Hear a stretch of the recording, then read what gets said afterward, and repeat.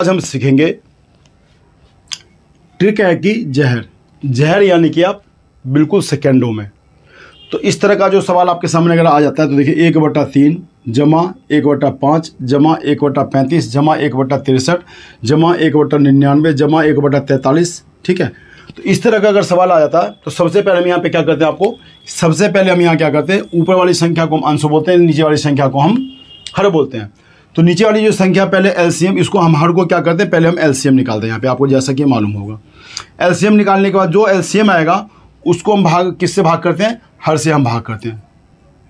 किससे? हर से भाग करने के बाद जो भागफल आता है हमारे पास, भागफल जो भी आएगा यहाँ पे, भागफल को हम किससे गुना करेंगे, अंश से।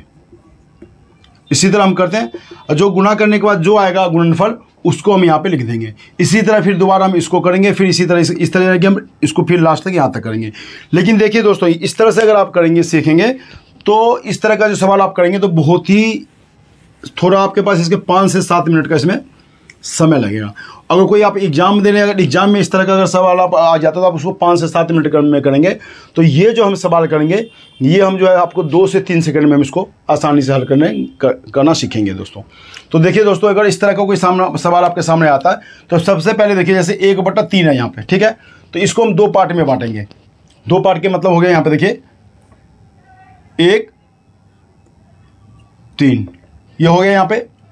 अब यहाँ पे देखिए पहला पार्ट यहाँ पे क्या हो गया 3, यहाँ कितना हो गया 5। फिर देखिए यहाँ पे 5 7 7 9 9 11 11 13।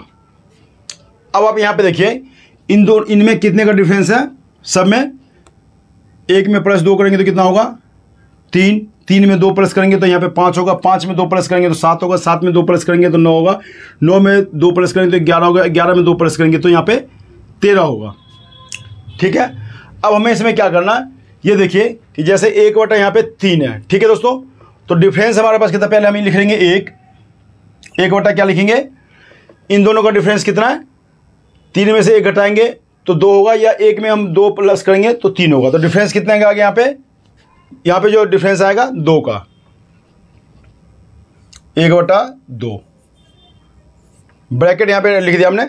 अब देखिए यहाँ पे हम इसको लेंगे, इसको और इसको लेते हैं हम, तो ये क्या 1/1। ठीक है, यहाँ पे घटा। अब लास्ट में हमारे पास क्या है, लास्ट में हमारे पास है यहाँ पे 1/13। ठीक है, अब हमें यहाँ पे क्या करना, देखिए इसको हम क्या करेंगे 1/2, इन दोनों का एलसीएम निकालेंगे तो कितना होगा, 1 और 13 का एलसीएम कितना होता है 13, कितना हो गया। ठीक है, अब हम क्या करेंगे, इस 13 को इस 13 से भागेंगे तो 1 होगा, 1 को 1 से गुणा करेंगे तो 1 होगा, माइनस इस 1 को हम इस 1 से हम इस 13 को भाग देंगे तो कितना हो गया 13, 13 में 1 गुणा करेंगे तो यहाँ पे हो गया 13।